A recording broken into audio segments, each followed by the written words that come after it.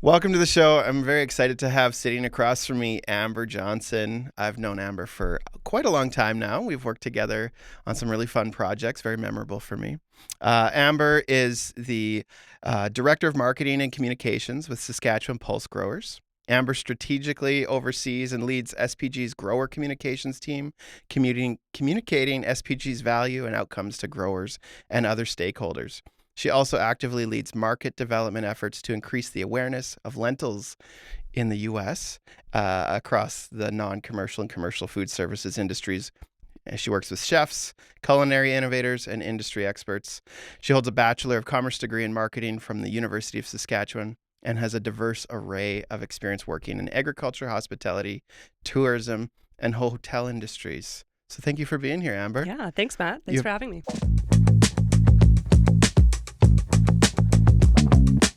You have quite the resume there. I like it. Well, thank you. Thank you. It's all exciting. The lentils thing, Yeah. like the one thing that stands out to me is you've made food, like recipe books. Working with chefs. Do you want to just jump into that? We'll do some quick fire after. Yeah, absolutely. No, it's kind of, people ask me what I do and I'm like, how much time do we have? Or do we want the quick answer or do we want to really the quick dig in? ones? You're a marketer. And Yeah, I work in marketing in the egg and food industry. And the long answer is as long as you have got time to chat with me. But yeah, I play these two really unique roles. I wear two very separate hats. You know, I work with my team at SPG and work on grower-facing communications in a more traditional kind of comms team setup. But I also have this other side of me where I get to play with chefs and really work to get Canadian grown pulses and specifically lentils in this case on menus in the U.S., across the U.S., in both traditional kind of chain restaurants, but also in other captive settings like college and universities and offices and anything that's high volume. Is this totally separate from SPG work, or is this connected to that role? It's through the organization. We do a lot of work in our industry. We call it market diversification. So we grow a ton of agricultural products here in the province. And for the most part, our egg products are exported. So in the case of peas, we're exporting to places like China. Lentils go to India. So we're very export reliant. So doing work to find new markets or new uses for our products is really essential in terms of creating a really sustainable industry. So it's really fun. It's a different side of it. And I'm working with really inspiring people every day and getting to really explore the food side of things a bit more. I think in agriculture, we tend to think of things maybe a little bit differently, but at the end of the day, we're producing food and everyone has kind of an emotional connection to food. And that's where I like food. Yeah, everyone likes food, right? But there's the storytelling element to it. Like there's something to, anyone can latch on to something around food. We all eat, right? Yeah. And I think finding that emotional connection is really interesting and a different way to view it. So I follow you on Instagram. Mm-hmm. It makes me, I think I comment every like 3 months of like, I'm very jealous of you. You're traveling all the time. And is that connected to that specific role? Yeah. We've done work in Canada and now our program is largely focused on the U.S. They just have a larger population base to shift volume. We go where our network is, right? So our audience are high volume chefs and we seek them out at different industry events and ways that we can collaborate with them and try to inspire and work with them one-on-one to create new menu concepts. So where's your last trip? Like, where was it? Oh, goodness. I mean, I don't want to brag, but I was in beautiful Napa Valley, California at the beginning of November. That was my last trip for the calendar year, but a really great program where we work in a really intimate setting with a lot of the top leaders across volume food service in the U.S. and in North America. So it's kind of a closed door meeting and collaborative group, and we're just grateful to be, a part of it and part of the conversation. So do you have other peers in different, like you're in the pulse industry, but like when you go on these trips, is there people from other, I mean, I don't even know how you label these different groups of seeds or in products. Canada we call them associations or crop commissions. In the US we call them commodity boards. Typically they all revolve around checkoff programs, so we all work for farmers at the end of the day, and a very small portion of their sale of their crop comes back to organizations like this, and primarily they're investing in things like research and development that's on farm, that's maybe developing new varieties and other things, dealing with crop disease and whatnot. But market diversification diversification is also a part of that in terms of how do we promote these ingredients and get them used more often and more frequently in different ways. We say there's an association for everything, and that's across all industries, but those do exist across kind of that ingredient spectrum in Canada and in the US as well. So there's everything from like the Sweet Potato Council to the Canned Pear Alliance, and they're in charge. Sweet Potato Council's in charge of promoting sweet potatoes. So sweet potatoes and truffle oil sauce or dip or whatever. Exactly. Yeah. So yeah, it's all very diverse. Everyone has different focuses, right? So everyone's focused in different areas and different industries. And for me, primarily the work that I do is focus on the food service sector. Do you find we're not in the rapid fire yet, but we're just jumping in. Do you find so I did a job with, I think it was Sask Egg, like as in like EGG egg, yeah, and they were always saying good to note. There's quotas on how many eggs they can produce and sell. Sure, but if they make products that use eggs, like that would sell in retail spaces, it doesn't count against those quotas. I assume dairy might be similar, but pulses and other products like grains and seeds, they're not like that, are they? Like, you don't... Right. Yeah. So you're speaking to any like eggs and dairy and other animal product groups fall into the supply management category, where there are quotas and other restrictions and limitations and regulation on how those industries kind of move. The crop field crop agriculture is very different in that respect and doesn't really operate under those same regulations. So do farmers have to make their own call on like what they grow and diversify their fields so that they're... Absolutely. Like if everybody grew one type of crop and there's a surplus, that drops the price? Exactly. So, I talk about this all the time. We're talking about chefs about, how do lentils come to be? How are they produced? It's really interesting. I think chefs and different innovators are very curious as to, where things come from. So telling that story is a big part of what I do on a daily basis. And yeah, so farmers decide what they're going to grow. They have, in most cases, a very long-term plan.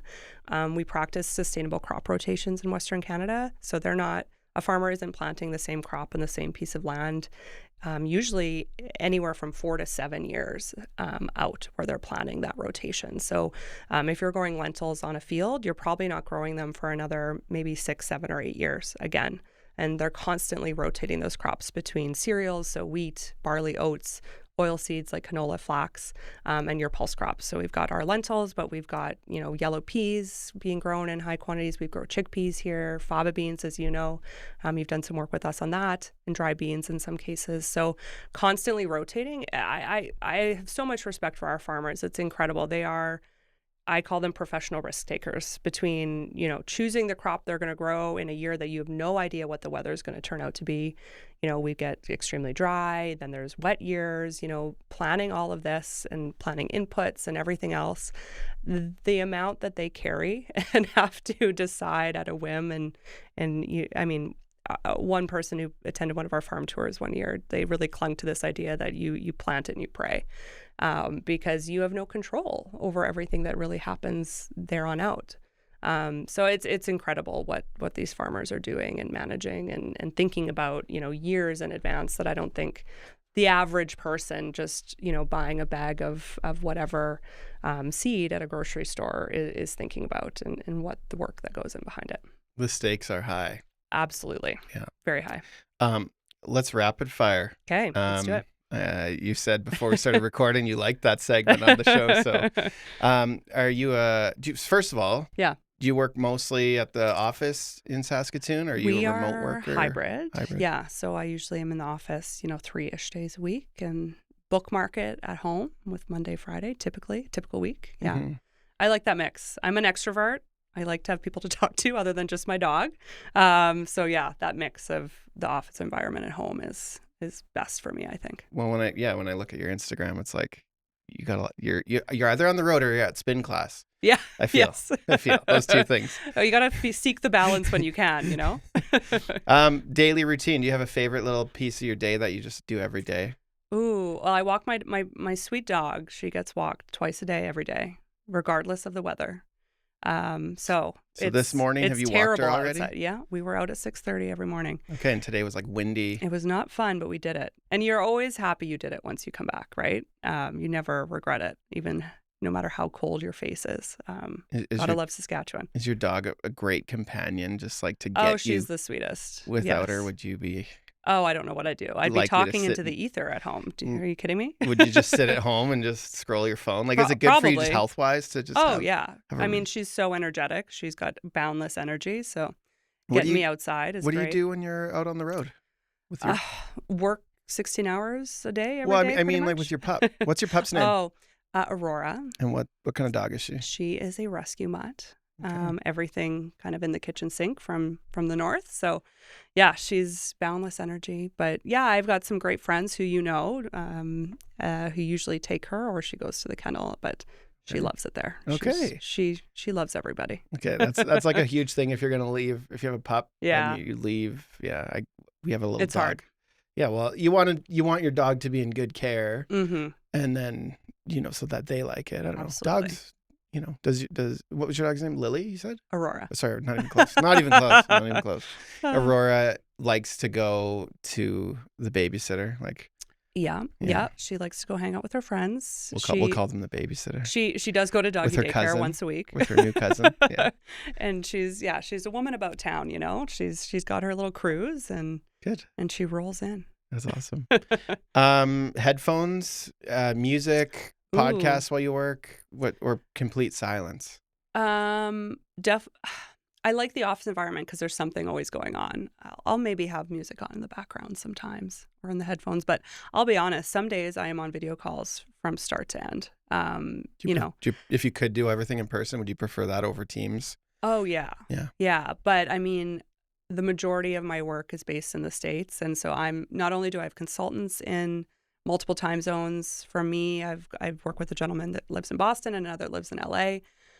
So it's impossible, right? 2 hours each way. Yeah, or it's 2 hours one way. It's very complicated Yeah. to schedule. And then we're meeting with clients that could be in pick the one other time zone we don't cover at any given time. So yeah, there's a lot of video calls. I mean, thank goodness for it. I will say pre-COVID when we'd have conference calls, like I'm a visual person. So if I'm talking to someone and I can't see their face, like I check right out. Yeah. So if you're on a conference call with like 6 people and everyone's just speaking and you're like trying to listen for, whose voice is that even talking? Yeah. It was not productive for me. So I'm thankful for video calls in general that they exist. We could maybe do with a few less of them in a day. But as a visual person, I just feel like I connect way more when I can see someone, for sure. Are you a master at like hosting meetings and like agendas and making notes? Goodness, I don't know about that. I definitely take a lot of notes. I realize as I'm getting older, I don't remember things quite like I think I do. Do you want to know a secret tool we've been using? Do you like record or transcribe? Yes. Yeah. It was a recommend from another podcast guest, Chris DeJong. Yeah. And he recommended this app called Granola. Oh, okay. And I think I've heard of this one actually. we've been using it since. Mm-hmm. It works in person and on any platform. Oh, interesting. And actually, like every time I start a video call, Yep. it's just like, do you want to record this? I'm like, oh, yes, cool. I do. Yeah. And then it just transcribes and listens live. Mm-hmm. And then afterwards, you can talk with the chat because the backend's cool. Chat GPT. Mm-hmm. And then by default, there's like a button, write a follow-up email. And interesting. then after all your notes, you can talk to all your notes as one data set. And you can, Interesting. and some of the auto recipes are like, summarize my week or what's some of the commits I have from the past week. And it'll just go through any conversation and just figure out what you said you would do or what you... Really cool. But the accuracy of it's like incredible. And I have it on my phone. Yeah.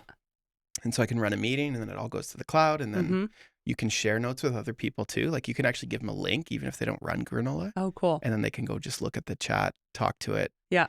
So if I probably should run it for the podcast recordings. I don't.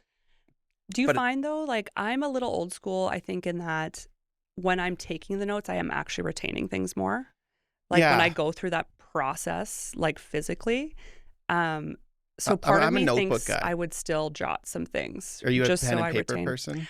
I'm a little bit of both. I have like my weekly to-do list on a single page every week of like the big stuff that like there's something satisfying about the crossing off of the to-do list, right? I agree. But everything else is digital for me. I can type way faster than I could write, especially nowadays. So yeah, I'll block things in my calendar and set reminders and that sort of thing. But there's something still satisfying about that cross off on the notebook that Well, I love. here's what I find is like the coolest hack about it is like you can, if you know it's recording, Yeah. you can just speak for it. So like we Mhm. do it for our team meetings. Yeah. And then you can, That's a great use. I like that. I've been told I'm like maybe ADHD because I jump around with my ideas. I think it's a common trait of just People in this the space. world right Yeah. now. Well, yeah. And in marketing communications and creatives. But just any good idea Yeah. that comes to mind, you know it's recording, so you say it out loud. Yep. Or you speak accuracy to the idea. So for example, actually, we had a team meeting about every quarter we have rocks. So there's the work we do, but then there's like, what's the things that are going to help the business be what we want it to be? Yeah. And so we call them rocks. So one of them was launching a podcast this quarter. One was having a public talk in the studio. And then there's also a bonus to it. And then it was like, I made an exception. I was like, typically there's like a money bonus for our team if we hit all the rocks. But I made an exception. I was like, if we don't do this one, that's okay. We'll still count the bonuses or the rocks as being complete. And then it's just, I know it's documented and then I can go figure it out later. And then, that was 45 days ago, 60 days ago, I said that. I was like, what was the thing? Because we're into the quarter now almost. And we're like, what was the thing that we said didn't matter? Right.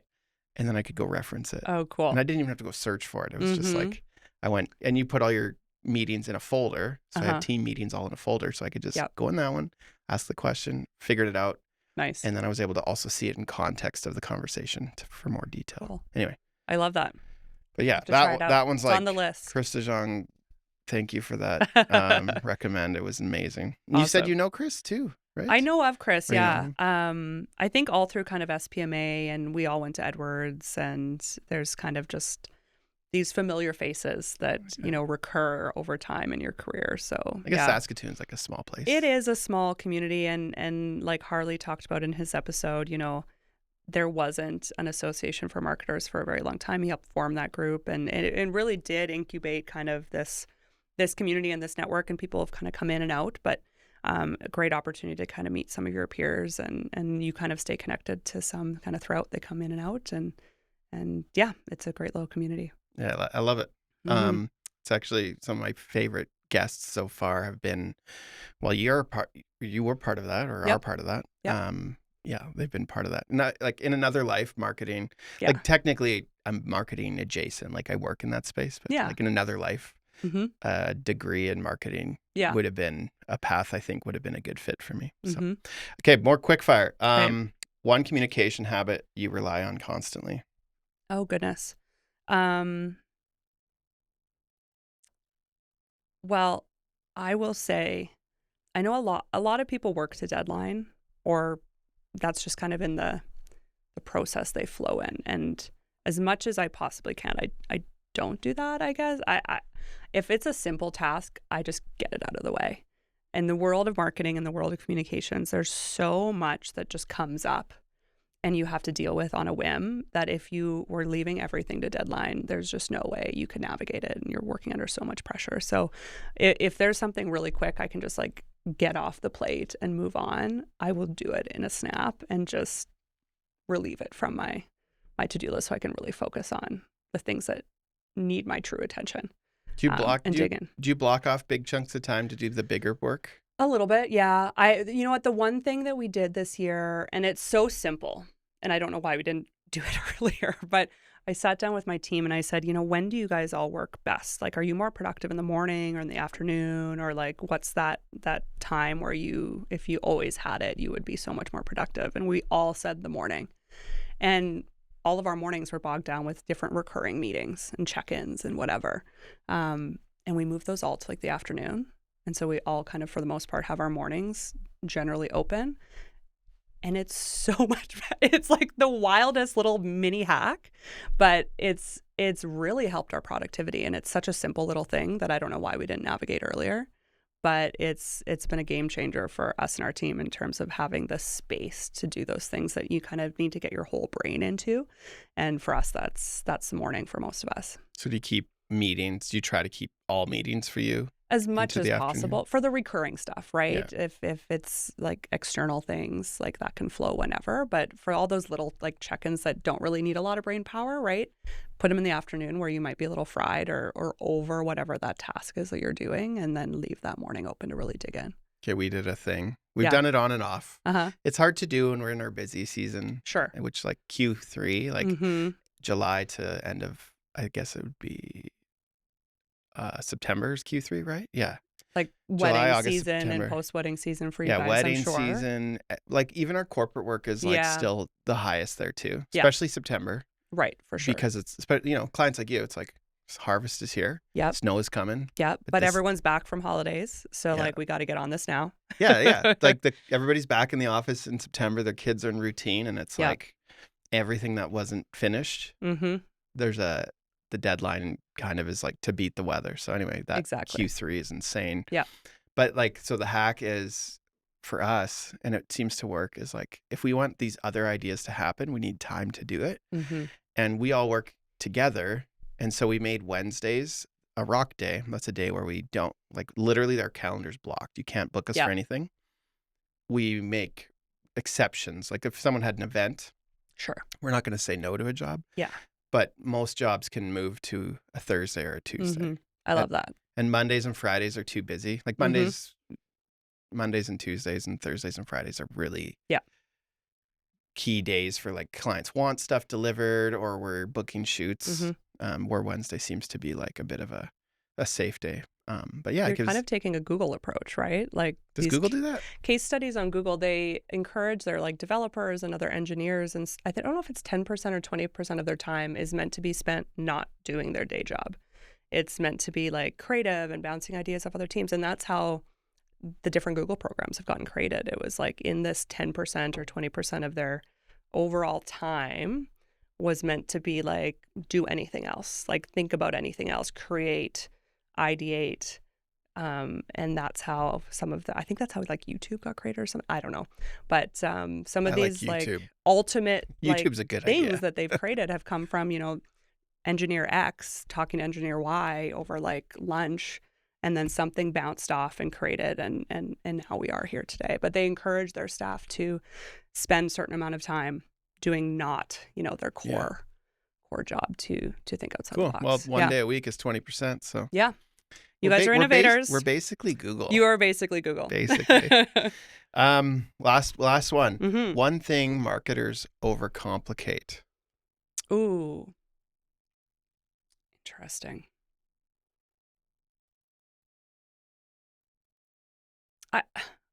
I think like the message. There's so many examples running through my head on I think because we live and breathe whatever our industry or our campaigns or what we're trying to get across, we live and breathe it every day. We know it inside out, and we have to, but our audience may not. And so I think we overcomplicate what we're trying to get across, and it's little snippets, it's little bites, and we have to lead people along. I think they say, someone needs to hear something 5 to 7 times to actually retain it. And so that message needs to be brief, understandable, and you need to repeat it Over and over. over and over and over again. And just because you understand what it's trying to say, that doesn't mean everyone's going to, because you live and breathe this, right? So I think simple messaging, and it's almost going back to the basics. And no, you're talking like longer term, like not just like 3 months, but like maybe 2-3 years. Oh, sure. Or lifetime of a brand. Absolutely. Yeah. And, bite size it, but repeat it. And you've got to repeat it over and over again. Maybe you're saying it a few different ways. It's almost like A/B testing an ad. It's like you got to A/B test your message, right? Some people will resonate with one way of saying it, understand it presented one way, but that's not everybody. So I think going back to like, what are we trying to say? What are we trying to get across? But simplify it. And it's probably easier than you think. I like it. Maybe. Yeah, I got a million stories of that. Like, yeah, I bet you do. I think even as like a business owner myself, Oh, yeah. you get bored of your own brand. Absolutely. Like even the idea of one thing I'm not a fan of is changing logos. Yes. Like I'm like, just keep the logo. Like don't change it. Like Jaguar changed their logo, I think last year. Gap Mm-hmm. had a whole thing. This was like maybe a decade ago. Mm-hmm. It's like you don't need to change the logo. But then you go to like, if you go to a company that designs logos, their solution to everything, I'm very much simplifying it, but Yeah. a rebrand. And it's like, And or, do they need the rebrand? Or do they just need to maybe reinvent what they're offering or how they're positioning it? In the food service sector, I don't know how much it hit the news up here, but it's all I heard about for a while in the States and in that part of my world. But Cracker Barrel rebranded. They created a new logo and they stripped away all of this super loved homey feel. Like Cracker Barrel is like they've got the porch, they've got rocking chairs, they've got board games. It's like a down home country. they Like you're don't going to exist in grandma's Canada, house. right? No, they don't. I've been to one. They're one of those brands that, love them or hate them, or and you can debate, how great their offering is, but they have this ingrained brand presence and you know exactly what you're going to get there. And it's the feeling that you get when you go there. And the uproar that resulted from just this logo change and what it could mean for the rest of the brand, I believe they've reverted back now. That's funny. But do you think that's almost really... strategy? Do you think that could almost be a thing where I we don't just know. intentionally piss people off just a little bit? I mean, And you're right. Everybody loved us. We'll just stay as we were. But it's like a right? whole ploy to just get a little bit of. But we can evolve it, right? I don't know if you've seen, and I live and breathe this world of chain restaurants is a big part of my career, but I'm sure you've seen like whatever, pick a topic and you see all the like QSR, the quick service rest, like the fast food places, their Twitters will like banter on something. Like Wendy's is talking to Sonic, is talking to McDonald's in like the comments on a Twitter post. It's like when Elmo was having a bad day, but it's this microcosm way of a brand kind of showing their voice, showing their position on things in the world, but it's exuding itself into normal conversation. And it's interesting how they can create this presence that kind of showcases who they are and what they're made of in all these different realms. And one is logo, one is how they appear on social media and how they talk about the world. And it's through comedy, right? Like we love these little threads that we're reading and it's funny, but it's actually a great tool from a brand perspective. That's yeah. I've never thought about it like that. Mm-hmm. Yeah, Cracker Barrel. I've been there once because we were on a road trip with our camper. Yep. We went to Vegas and Mm-hmm. back, and you can park. A Mm-hmm. Cracker Barrel thing is you can park your RV there. Yep. And if you buy a dinner there, you can sleep there overnight. Oh, I didn't know that. Okay. It's like a Cool. thing. Yep. Now in the parking lot, you have people who look like they've been set up camp for like 3 weeks. Fair. I don't know if they say anything, but yeah, they have huge RV parking, and Yep. it's Oh, yeah. almost like an experience. Like it actually reminded me of going to a mix of like the Berry Barn and Spaghetti Factory. Yep. Because you go through a gift shop. Yes. The gift shop's like half All the the gift shop. space. Yep. And then you go into the restaurant. It's like these like insane portion size meals Mm-hmm. that are probably 3,000 calories and, but homemade inspired Yep. cooking. But, Yes. Yeah. Yes. I'm going to tell you a little bit of why I invited you to the show, Okay. Amber. So obviously you're a client, Mm-hmm. but you're a marketer. Yep. I admire quite a lot how you carry the brand of SPG. I find, and how long have you been at SPG now? Just over 11 years. That's a bit of time. It's a bit of time. Yeah. And I Not to date myself. Well, I think what I see is that that takes a lot of work, especially in an industry where people can move around. Yeah. It's like you've ingrained that, I don't know if you'd call it even a doctrine, but like the brand into a lot of your values. Like you carry it for them. Mm-hmm. It means a lot to you. And I find that pretty interesting. I feel like they would be lucky to have a person like you, because if someone doesn't stay around for a long time, it's like, you get new people coming in, they want to blow everything up, do the rebrand, whatever. Sure. Bring all their new ideas, where it's like slow and steady wins the race. So Anyway, I like that. You have a really strong grasp of what good communication actually does inside an organization, and especially when it comes to alignment, buying, and navigating change. So I thought we could go into the core of our Sure. why I wanted you here. Let's do it. So what does good what does doing marketing and communications well actually mean at your level? Mm. I think, I wear two very different hats. You can move the mic around if you want to. Okay, great. I feel It's like on a I little keep arm. losing it. No, you're good. You can. Can you read the question one more Oh time? yeah. What does doing marketing and communications well actually mean at your level? At my level, well, I will say, like, now that I'm in a director role, I'm really overseeing a team. And the interesting thing about, being a director, being a leader is you're not actually doing a lot of the work anymore, right? You're helping to set vision, you're helping to oversee, like, are we attacking things in a strategic way? Is the strategy right? Is it working? Um, and it's really about surrounding yourself with really great people. How big is your team? We have two comms folks on my team at the office, and then I've got two consultants on kind of the food side that I work with. And then our overall staff contingent, we're at 14 right now. We're growing to 15. So we're not a huge organization.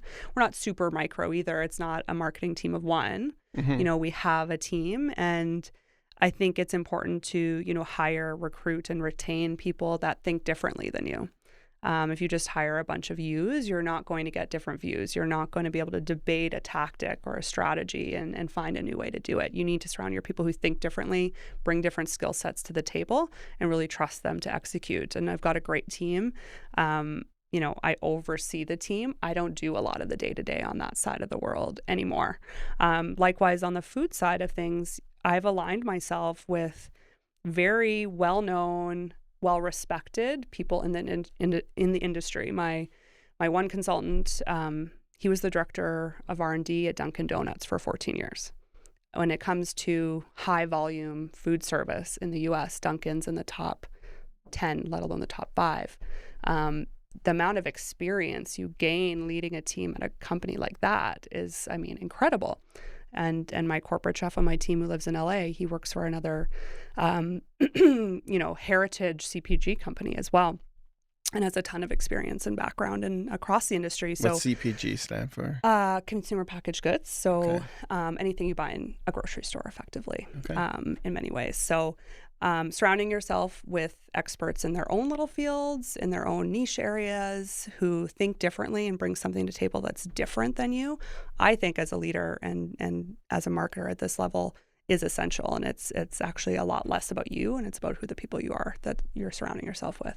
Being a leader, do you find you've had to do I assume in your commerce degree, leadership training might have been a module or It was a class, yes. perhaps. Okay, it was. Okay, so you got there's not nothing, but Yeah. but learning from experience, and the world's changing at such a pace. Like, do you do a lot of leadership training, like, for yourself, or I like? have, and we've got a strong leadership team at the organization too. That we all come from different backgrounds, and we meet weekly and bounce things off each other, and we very much bring different perspectives to the table, and it's really interesting to learn from them. I say all the time, especially working in agriculture, even 11 years in, I learn something new every single day, and I think that's why I've stayed this long.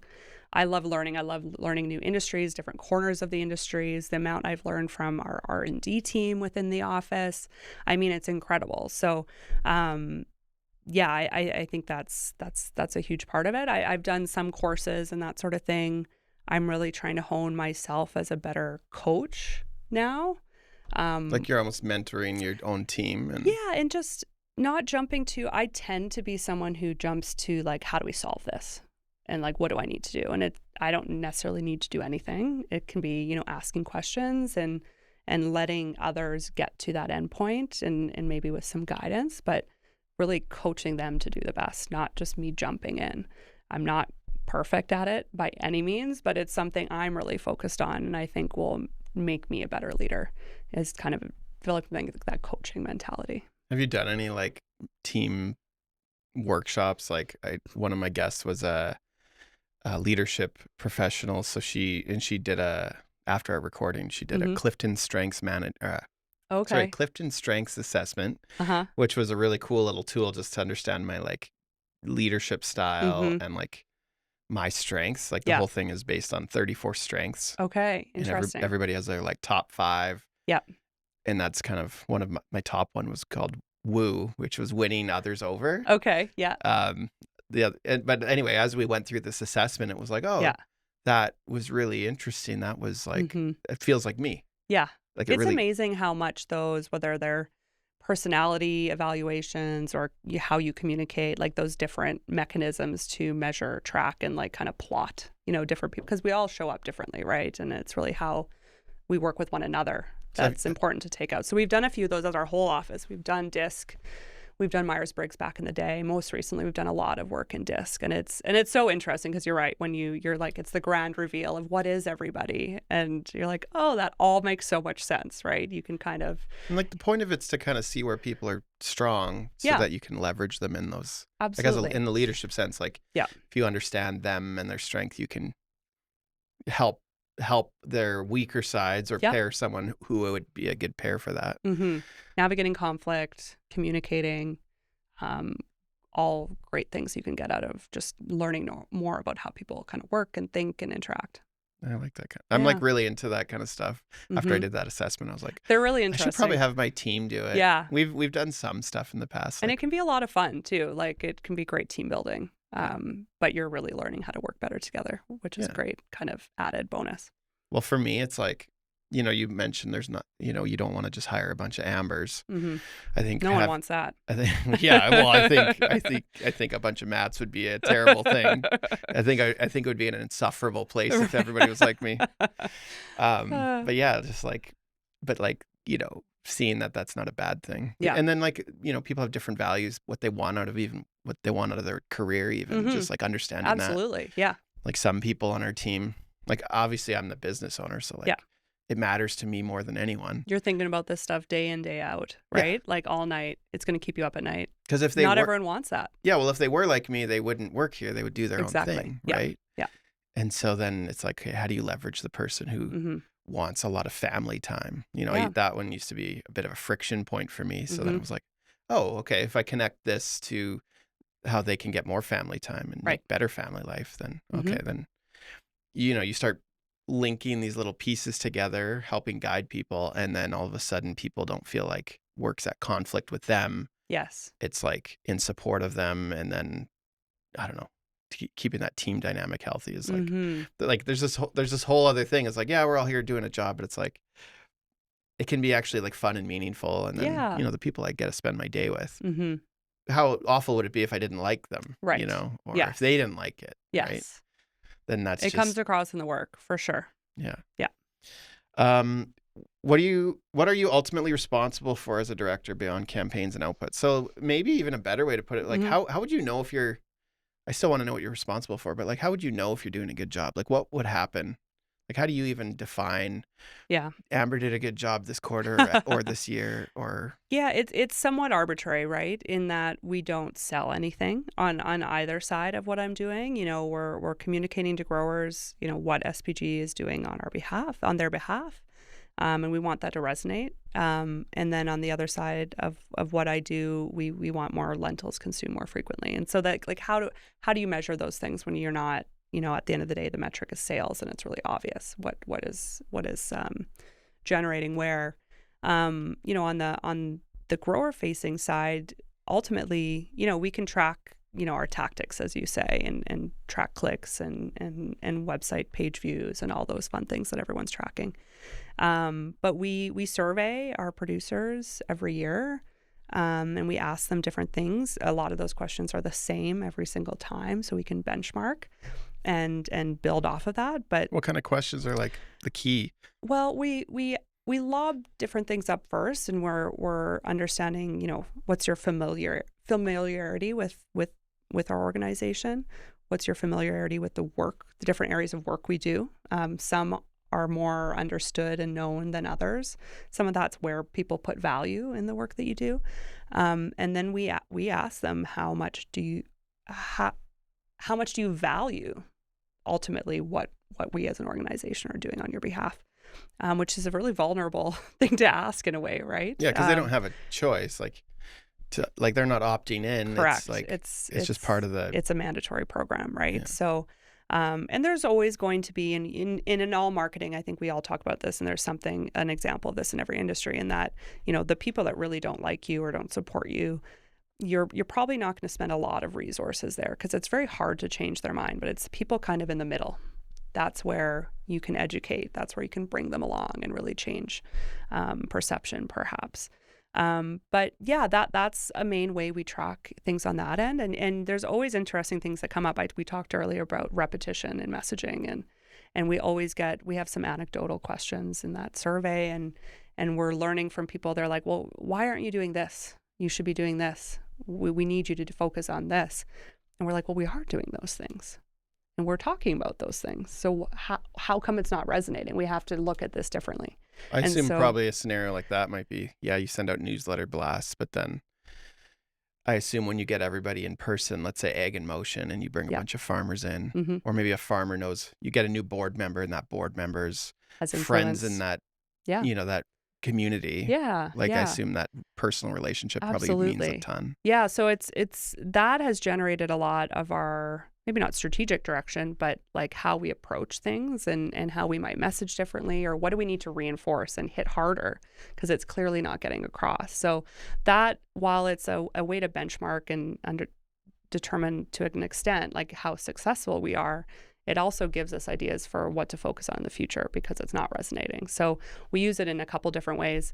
On the food side, we're working directly with chefs and culinary teams and trying to get more lentils on the menu. And, we're tracking menu launches at the end of the day, but we also look at things like... So it's like a literal KPI. Yeah, it is. Measure. It is. And we also look at things like just menu mentions. We've done consumer research in the past with a number of different agencies. One we did recently did do a social listening report. So we're measuring sentiment and just how people are talking about these things positively, negatively, in a modern way, in a maybe more traditional way. What's going on TikTok? Like, what are people saying on TikTok and cooking videos and this, that, and the other thing?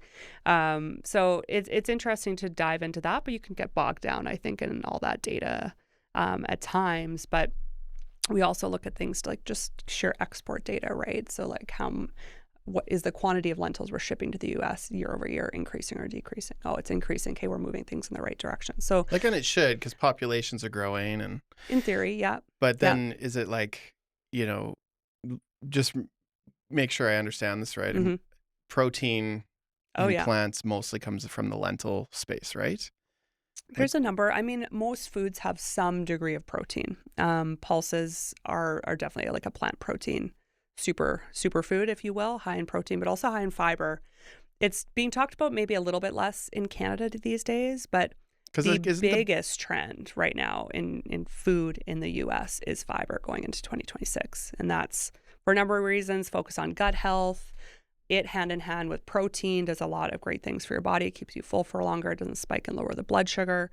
But also the rise in GLP-1 medications that currently between 8 and 12% of the U.S. population is currently on today, and only expected to increase once it becomes an oral So that's Wegovy and Ozempic. Exactly. Yeah. But a big part of people on those medications is eating enough fiber and eating enough protein. But fiber is something that we traditionally don't get a lot of. So protein, that's going to help them retain muscle mass, because a big side effect of those medications is actually losing lean muscle. And then the fiber, because there's a lot of gut issues that can come with those things. So whether they're on those types of medications or just looking at like health and gut health overall, like fiber is the hottest trend in food moving into 2026. And we are so well positioned in the pulse sector to kind of capitalize on those things. Yeah, because like if you just eat meat and potatoes, no fiber, and I assume there's fiber there, but not a ton, and it might not be the good kind of fiber that your body can like do something with rapidly. And then let's compare. I mean, now, we try to eat healthy as my own family. Like I have 3 kids. Sure. And, we like different varieties of food, and I would say we're like a little more health conscious than I grew up. Yeah, for sure we are. Yeah. But like, a salad's great, but like just leaves versus beans and those things, the amount of fiber you're getting is not even Like There's good they're fiber in vegetables, but you're not getting a lot of protein. And I think it's that protein fiber combination that's key in any way you eat, and what most North Americans aren't getting enough of. We do a lot of work. A lot of the places lentils will appear on menus, and we're pushing, and really is an opportunity for us, are things like grain bowls or power bowls, right? And we've done the market research to say, what do consumers think of a salad, and what do they think of like a grain or a power bowl? And for the most part, all metrics were the same, except they're going to lean towards a power bowl for something that's going to actually fill them up and keep them full for longer. It's that satiation aspect of it. The salad's great. It's healthy. I'm getting veggies. I'm getting my produce in, all that fun stuff. But that grain bowl is probably going to have more protein from plant sources and from animal sources, and then whole grains, which is going to help that fiber story as well. And so that's a big opportunity for us. But it's also just a way to balance out that maybe salad-esque dish and build more, really solid protein and fiber into it from the ground up, but still have all those, leafy greens and seasonal produce, maybe some crunchy things. We call them goodies in the industry. I prefer a salad with goodies. I don't like too many leaves, but give me all the interesting other stuff.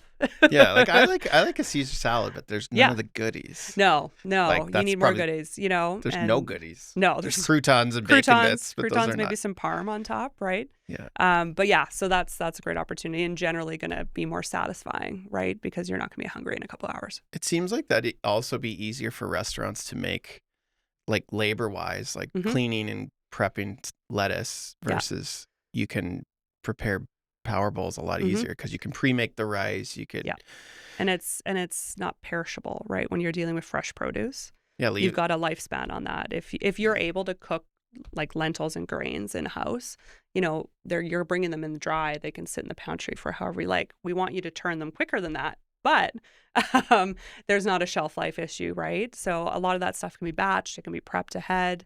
And what I think a lot of people don't understand, and it might not be the sexy end of the business, but like most restaurants, like high volume chain restaurants in QSR, fast casual, so your quick service, your fast food, or your kind of counter service type restaurant, they're not cooking anything there.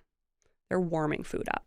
Yeah. And so one big value add opportunity for our industry is how do we get pre-cooked products available and like in distribution for these restaurants to bring in. And maybe they can cook some things in-house, but that's not where they want to put their labor capability. It needs to be with something else that's of a higher value perhaps. But that's another opportunity as well. Interesting. Yeah. It's a really cool industry. It's a lot of fun. So, like, I mean, Tim Hortons Tim Hortons is probably the example I think of most when I think of. They don't make anything. They toast and reheat, but they have had the Power Bowl. I don't know what they even call them, but the bowls. Yes, is like a newer option. Which, if I'm gonna go, McDonald's doesn't have anything like that, and I actually like their bowls. More. No, Tim Hortons has a great food program, honestly, and they're trying new things. Like they're not all hits, but they're out there innovating. And I'll say, in 2025, consumer spending is scarce, food costs are up, and that's at grocery and what restaurants have to deal with. We're being a little choosier in how often we go out and where we go out and why, and what we seek out in those opportunities. And how food service often reacts to that is by pulling back on innovation. But we always, and a lot of people in the industry always caution, like, this is not the time to pull back because you have to work harder to get traffic in your door than ever before right now. So those little elements of innovation, not just value plays, which a lot of people do when, maybe that consumer spending is scarce, they're just discounting, right? But you're not adding value. You're just discounting. And then it's very hard to come back from a discount focused approach. But if you're giving something new, unique, different, and maybe there's a bit of an experience tied to it, that's really the opportunity today. So to see, Tim Hortons doing different things, like really different out of the box, it's really cool to see in the industry right now. Do you think a win would be like a McDonald's starts giving like Power Bowls, like? Maybe. I think we're, a little further out from that, but we're seeing, like, we've had success in areas like sports bars. And do consumers kind of lead that, and then, or do like, And then basically like, hey, it's not working, so then people adapt and react to it? Or is it like Yeah. restaurants are trying to take a few risks here and there and seeing what works? Or It depends on the brand and their strategy, because we're seeing it kind of all over the place. I think consumers are more diverse. I think there are a lot of people trying to eat differently. And you have to understand that, say, a sports bar concept, for example, you're coming in with your friends. Well, this person might be trying to eat healthier. This person maybe brought their spouse. And, it's not all just guys that want to come in and eat wings all day. They need to have a little bit of an option for, a more diverse collection of consumers. And so why not have a great salad or bowl on that menu that has lots of fun goodies that can attract people in? Like, it's probably got bacon and a great dressing and other, attractive things, and a ton of protein. So check mark for, the protein focused, consumer. But it is ultimately healthier than some other options, and someone might reach for it to feel better. It's like, well, I went to a sports bar tonight, I drank a bunch of beer, but I also got a salad, and I can feel good about that. And I can take that home and be like, I made a good choice today. You need to have a little bit of an option for everyone in some cases. Yeah, like, well, even that, like the amount of times I've done spin casually Mm-hmm. on a Saturday morning I've with seen friends. you there. Yeah, actually, yeah, I saw you the one. Mm-hmm. And then we went out after, and it's Mm-hmm. like, you want to eat something that feels good, and like Yeah. eating deep fried stuff just doesn't.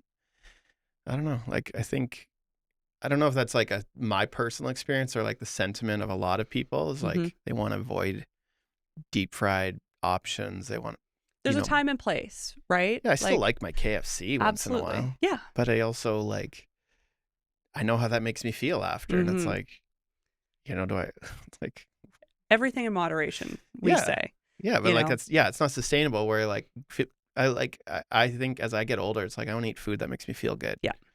I'd rather And like, does something for you. yeah, and I'm almost at the point where it's like I'll skip meals if I can't get a good meal. Mm. Like I'll happily skip lunch if I'm out on a long shoot day, Right. which I've learned intermittent fasting's not a bad thing. And and then supper comes, and at home And then Matt's on a shoot with me, and I make sure there's like this Yeah, you always- great lunch catered. Yeah, what was that place? On the back of a pickup truck. What was that one place you went to? Local market or Pitchfork back in the Pitchfork, day. It's yeah. not there anymore. So sad, but yeah, that was like Power Bowls. Yeah. See, there you Like, go. what was it? Pomegranate seeds, I think, Yes. were in the one. And, Yeah. but Yeah. like I was conditioning you. I appreciate Yeah. it. I like that. No, I like this. Before I move on, Yeah. could you, off memory, pitch for anyone listening Uh-huh. an easy way to start making in our family, Tuesdays is like Taco Tuesday, Okay. Yep. typically. Mhm. We'll make a lentil taco. But we like bowls. So Yeah. my wife will make salmon and rice and put Yep. like, we'll put edamame beans in it and Totally. sesame seeds. But like, is there a recipe you could, from memory, Oh share my with us? goodness, there's so many. One go-to I give to a lot of people because it's just really simple, one pan meal. We've got a great like hoisin. It's a blend of lentils and turkey, so like lean protein. But it makes like what's the word? Like lettuce wraps. So it's ground turkey, lentils, green onions, red pepper, a bunch of like hoisin and soy sauce. You can do like cashews or peanuts in there and just serve them in lettuce cups, and it comes together in like literally 12 minutes. Is this on And a it's webpage I delicious. could Yeah, find? I can send you the link. If you're Link listening, in bio. I will put this link to this recipe Check in out the... lentils.org. Yeah, no, we've got tons of great recipes. We even have a section just for like beginner recipes. So super simple, like short ingredient list for the home cook to get into it. But everyone kind of has like a lentil soup that they maybe grew up with that they love that feels like home. That's a great way to get into it too. But they're simple. Like they're not like other like beans or chickpeas that you have to soak first. If you're cooking them from dry, they cook up very quick on the stovetop. So super easy to get some protein in, and they just sit in your pantry, so they never go bad. We're at the point in our life where we're getting our kids in charge of meals. Yeah. So my wife and I have 2 nights a week where we take care of the meals, and our Yep. 3 kids take I love the other 3 days. Yep. And it's like a predefined menu. So it's part of it's like, it's just like managing a household. Yeah. It's like, no, my kids are old enough. They're almost like roommates. Yeah. And That's what you strive to get to, right? yeah, and That's it's the like, point. it's not my wife's job to cook for everybody or mine. Mm-mm. Like, But also, like, and the life skills they're going to learn. well, that's it. And they should love it, right? Like cooking is fun. It is a great connector. cooking with someone in the kitchen, what a fun time. You learn, you Our can best chat. family time has been since we've Yeah. done this like meal thing. And Yeah. we used to go out. Part of the problem was like our it would just be like, oh, we're tired. There's no groceries. Like Yeah. to say there's no groceries is just like there's groceries, but we don't know what we have to make a certain Yeah. meal. And then it would end up with us maybe ordering out or taking Mhm. out.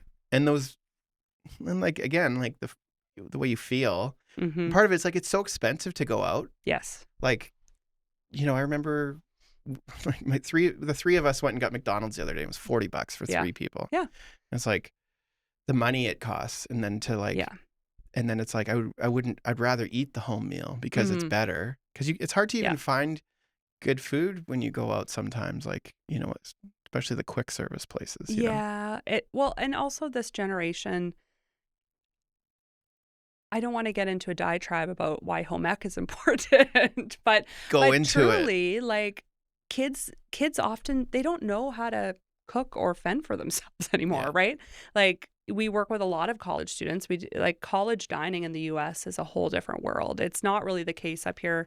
Oftentimes in Canada, we go to university close to where we live. Maybe we can stay living at home, or maybe housing is affordable, in the place you're going to university, so you can find a place to live off campus. But in the US, either you're in the middle of nowhere, so there's nowhere else to go. Housing is just insane. I mean, look at all the campuses in like the Boston area. Well, that is not a place where a university student can find housing in like Cambridge, Massachusetts. So they're often mandated that they have to stay on campus and they have to buy a meal plan, and that means that they're probably consuming 3 meals a day, at least 5 days a week on campus. They're being fed by the university for every single meal. So they're learning how to eat, how to feed themselves, what flavors, cuisines, foods they really like. So we're forming their palates and interests in food for the rest of their life, for when they are done university and they go out and now they're eating out, they're cooking for themselves. But we do pop-ups at these schools. Chef James was just at UMass last week doing a dining hall pop-up, and he cooked with some of the students.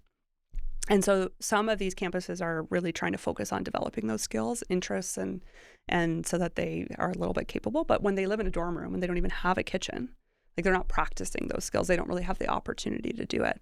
And you would be shocked at how many people, like, they don't know how to fry an egg. They don't know how to work an oven. Mm-hmm. And things like air fryers, I debate, if people need them or not, but that may be all they're familiar with. And so, cooking with your kids, I think, is so important because that skill is being lost. And then the desire is lost too. And I think it's just so important in terms of looking at the next generation, is honing those skills and also the interest to do so. Interesting. Mhm. Okay. You're doing a great job, Well, in thank other you. words. Okay. Well, I don't know if I said it, but it's like also our favorite family time too. Yeah, Like that's so special. everybody's coming home from school and whoever's Mhm. meal day it is. Well, Crystal and I, my wife, will help our kids make their meal. Yeah. But there's this other part too where like my oldest Roxy, she's 16, grade 11.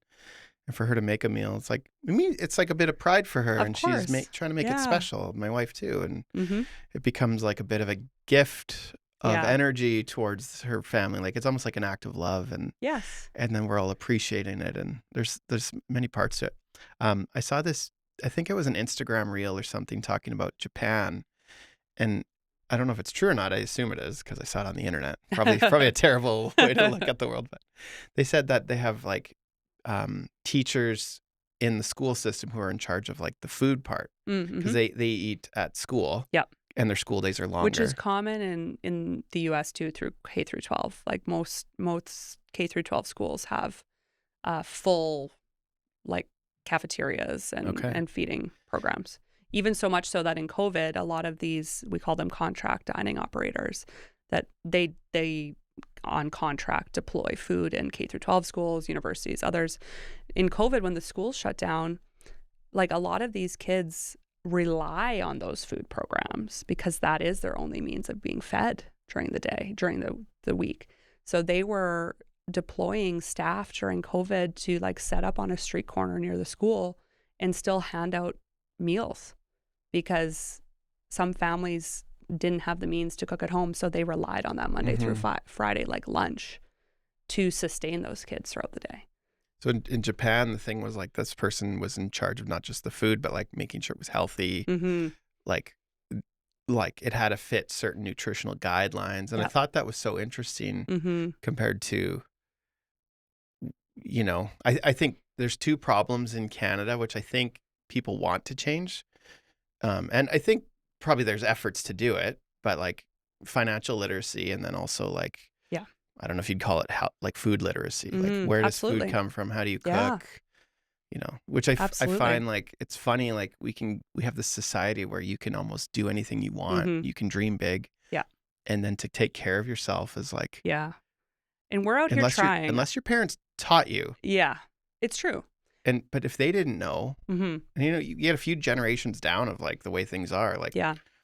Well, on that note, I want to shout out to organizations because I'm sure there are families listening and people with kids and whatnot who might have questions about food. And so there's a few groups that we support. One is called Canadian Food Focus, and they basically work to dispel myths around food and share, science-backed information around, what we produce in Canada, how it's grown, and then how to deploy it, like how to cook it, how to eat it and consume it. So check them out. Any questions you have about things that are grown in Canada, how they come to your plate. They've probably written or done a video on it. So it really was, back in the day when I think McDonald's was being skewered for like what is in their chicken nuggets, they deployed a website, McDonald's Canada did, and it was just a website where you could ask them any question about their food and it would generate like the actual answer. And so this kind of almost grew out of that idea to become that for the whole Canadian food system. So it's a great opportunity if you're looking for more information about any kind of food. Go there, and if it's not there, you can submit the questions and they'll like produce something to answer it. The other is Egg in the Classroom. So there's a program they deploy in a few different provinces around Canada, but they have a whole program to get food and agriculture information into the classroom, into curriculums, so that we are incorporating that more, because I think that's something everyone maybe plants the little bean in like kindergarten and watches it grow in a cup on your desk. But to some extent that may be as deep as you get into ag, with the exception of a few little modules here and there. So really integrating more of that programming in is an effort of them. And you can request speakers to come out. You can ask to have a farmer come to your classroom or someone who works in agri-food. And so, they're really trying to fight that good fight about, we call it public trust in agriculture. So ensuring that people in Canada they trust that their food is grown in a sustainable and healthy way, and that it's reaching your plate and you can consume it and be happy and healthy, and they're really doing that work on behalf of the whole kind of sector. And we support their efforts and try to leverage it wherever possible. So 2 great resources, if you're looking to let's put those to links get more in involved. Yeah, happy the show to. notes. Yeah, there's so many great organizations doing really this grassroots work. I think we take for granted in Saskatchewan, like we're not that far from the farm. A lot of our people, like my wife's mom made butter by hand as a kid. Yeah. Like they milked the cows by hand. Yep. They didn't have a parlor until, later in life. They grew up by Aberdeen. They would go catch fish in the river and nets and stuff like that. And that was like life. Yeah. And those skills get passed down to an extent. Yeah. But it's like, I'm a city boy. Yeah. My grandparents weren't from the farm. And, you have enough generations that aren't connected to a farm. They don't know that process. Even my wife's dad, like they butchered their own animals, grew them, butchered them, fed them. And, like everybody's scared of E. coli and stuff. And like her dad's like, well, yeah, that comes from like if you're not clean when you're butchering. And he was like, yeah, my dad was like so clean. We never had problems like that, because he understood, where the risks happen and where people don't know, and well, we're losing it, right? Every generation, we lose that connection more and more to the farm. I'm a city girl too. So again, when I say I learn something new every day in this industry, it is so true. We started with nothing and we've grown to today. I think we've had this conversation before where I love my work because I get to work with people like you, and being in Saskatchewan, there's lots of agriculture projects, but I get to go see the farms because of my job. Well, you're probably closer to it than 90% of the population, truly, in Saskatoon. I mean, Saskatchewan is unique, right? That, 1.2 million people, but 50% or so still live in rural areas. That is so unique. You don't get that anywhere. Yeah. And so, even in Saskatchewan, I mean, I grew up in the city. Most of my friends don't really have a tie to any farm. Yeah. But we still feel it closer than anyone else. If you go to Ontario, if you go to the GTA, you would be hard pressed to find anyone who's ever stepped foot or even knows or grasps what a farm looks like, other than those stereotypical things like a red barn and a guy in overalls. Yeah. That is not it. You know this because you've been, but that's not it at all. But I think it's like 98% of the population has no tie to farms or farm. Yeah, and it's here. It's like, oh, for Christmas, my parents gave me half a pig or half a right, cow. yeah. And I had this conversation yesterday at the bar studio. It's like a thing. Someone got like a quarter cow. Yeah. And they're like, oh, I got to figure out how I'm going to use all of this. Yeah, like that's so unique. And that's why Saskatchewan people all have huge deep freezers. Yeah, yes, also unique. It's like have. Well, even my wife's parents, it's funny, like they grew their own gardens, and like they knew how to do cellars. Yeah. The reason they would pickle food is it was a way to preserve the food over the winter. Exactly. Like cold rooms, something that that's cold cellar under the stairs. We've that lost smells. that. Yeah. But I think that's it. When we go back to talking before about like the message. So if you're communicating about ag outside of just the bubble of Saskatchewan, how do you need to shift that message? Because they don't even grasp what that looks like, right? And so those are the kinds of situations you can't take for granted, that you are just in it, and in it so much differently than anyone else. You have to go strip right back to the basics when you're talking to the general population, because they have no connection and no like understanding other than that stereotypical image of what farming or agriculture or even the food sector is, because they don't live in it. Yeah. So it kind of comes down to telling some stories. Absolutely. Yeah. And you're talking about the GTA area, like they're not going to go to a farm probably on a field trip, where if you're in Saskatoon, field trips to egg or chicken facility is pretty common. Or I mean, but I farm. never even did that. Like I grew up in Saskatoon. I'd never been to a farm before this job. I really hadn't. Now they have a great program. I'm just shouting people out today. Farm and Food Care, which runs Canadian Food Focus, does a program every summer called Open Farm Days. And link in bio. Yeah, exactly. But it's for, urban dwellers, if you will, to go experience farms. And so I think they had like 45 different farms that just like opened their doors over 2 or 3 days last August, I believe. And it was kind of this agriculture tourism kind of approach to, okay, go to chickens might be a bad example these days with some of the things going on there. But there's great opportunities to do it and to get a little bit closer to it. Just checking the clock. I'm loving this. I feel like we could have multiple episodes. Absolutely. I'm just looking over my questions here. Yeah. I've answered a few good ones. I like where it's gone, by the way, so far. But, good. Let's end it off with a couple questions here. Last big one. Okay. How do you continue to grow your skills once you're already in a leadership role? Yeah, you gave me this question ahead of time, and it really kind of got me thinking. And what it kept coming down to was really surrounding myself with interesting, unique, and different people. Especially when I'm on the road, like I'm meeting and working with so many experts in like little corners of the industry, and they have such a wealth of knowledge. And I think and these people have become great friends, mentors, people I can pick up the phone and call up and bounce ideas off of and get different perspectives. And I think, beyond different courses and professional development opportunities, those are great. But I think I love learning from different people. And I think I take the most away when I, have those meaningful conversations over coffee or whatever, and can learn from others that, have different experiences than I do. What is one belief or mindset about marketing and communications you wish more leaders understood? Maybe you've answered it already, but. Yeah, interesting. I would say, working with diverse teams and kind of the marketing or communications team comes in, and oftentimes we're brought in to, quote unquote, make something look pretty, or, we just get it ready to get out the door and package it up. It's so much more than that. It comes back to the, to the why. What is the vision? What do we want to get out of this? What's the story we want to tell? What do we want to resonate?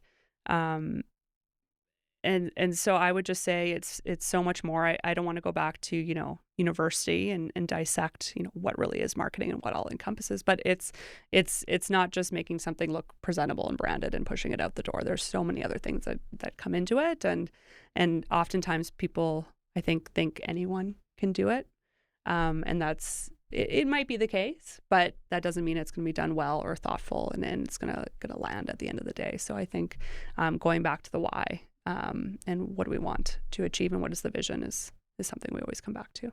There's something that happens as you become, like, as you stay in an industry a long time, the whole anyone can do it, to once you learn what you don't know. Like, yes. Like you and I are both in the places in our career where, like, it's humbling to know how much there is we don't know. Yes. And just knowing that is like kind of grounds you as like, absolutely. Oh.